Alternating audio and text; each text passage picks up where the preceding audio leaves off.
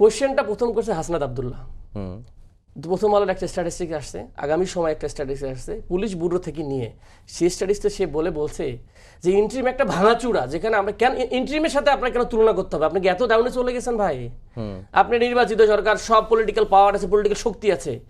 Interim একটা just transition period, এবং এটা তো দুর্ভিক্ষ হয়নি বাংলাদেশে, আইনের যে মানে ম্যাসাকার হয় নাই, এটা তো সে বাংলাদেশের মানুষের সৌন্দর্য।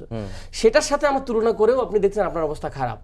সেটা একটু তুলে ধরছে যে আপনি যে 6 মাসে আপনি তাহলে কি করলেন আপনার মিনিস্ট্রি থেকে।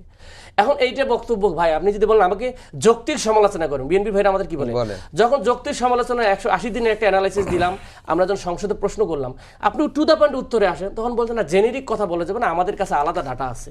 ওনারা বলছে ওনাদের গভর্নমেন্ট, এটা কি ধরনের টেকিং, মানে জাস্ট আপনি দায়িত্ব না নেওয়ার একটা মানুষের দিকে ব্লেমিং। এই জায়গাটাতে উনি 1 নম্বর। 2 নম্বর হচ্ছে শফিকুল ইসলাম মাসুদ ভাই প্রশ্নটা করেছে, কিন্তু প্রশ্নটা করছে যে 7 জন এমপির উপর আক্রান্ত হয়েছে, হান্নান মাসুদ হয়েছে, ব্যারিস্টার নাজিব হয়েছে, মামলা দিছে, কোনো অ্যারেস্ট হয় নাই। এইটাই ছিল কোয়েশ্চেন যে এইরকম, এবং সরকার দলীয় একজন বগুড়া বা সিরাজগঞ্জের একজন আক্রান্ত হয়েছে। প্রশ্নটা ছিল যে এইরকম এমপিরাও যদি আক্রান্ত হয় তাহলে নিরাপত্তাটা কে দিবে? সে প্রশ্নটা খুব, উনি কিন্তু খুব অ্যাগ্রেসিভ প্রশ্ন করছে, তাও তো না।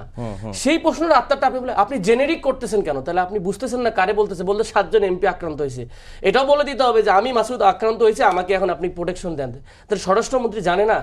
সবচেয়ে অপমানকর জিনিস হলো উনি প্রশ্নটা বলছে আমি 1 মিনিট শুনি নাই, তাহলে উনি এখানে স্বরাষ্ট্রমন্ত্রী নিয়ে প্রশ্ন করা হচ্ছে, উনি বলে 1 মিনিট শুনি নাই, আপনি আবার প্রশ্ন করেন, তাহলে উনি এখানে কি করে?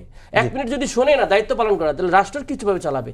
প্রশ্নটা হচ্ছে আমরা যদি বিরোধী দলের দায়িত্ব 3-4টার মধ্যে একটা 1 নম্বর দায়িত্ব হচ্ছে অ্যাকাউন্টেবল করা, সেটা পার্লামেন্টে সে অ্যাকাউন্টেবল করবো জনগণের জন্য।